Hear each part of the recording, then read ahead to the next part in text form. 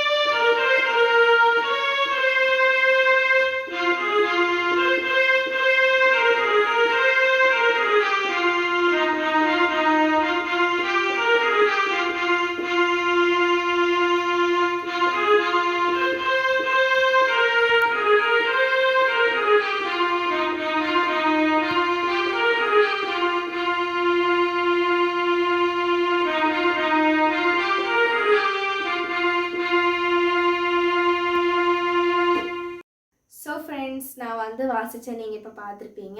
So கொஞ்சம் அப்படி இப்படின்னு மிஸ்டேக் பண்ணியிருக்கேன். ஸோ அதெல்லாம் மன்னிக்கவும். என்ன சொல்லணுன்னா, நம்ம சேனல் புதுசாக பார்க்குறவங்களா இருந்தீங்கன்னா மறக்காமல் சப்ஸ்கிரைப் பண்ணுங்கள். இதே மாதிரி நான் இன்னும் நிறைய வீடியோஸ் நான் வந்து போட்டிருந்தேன். ஸோ இதுக்கு முன்னாடி ஒரு 2-3 நாள் வீடியோ போட்டிருந்தோம் கீபோர்டில். அதுக்கப்புறம் தான் பாட்டுக்கு வந்தோம். ஸோ பாட்டும் போடுறேன், இதே மாதிரி கீபோர்டும் போடுறேன். ஸோ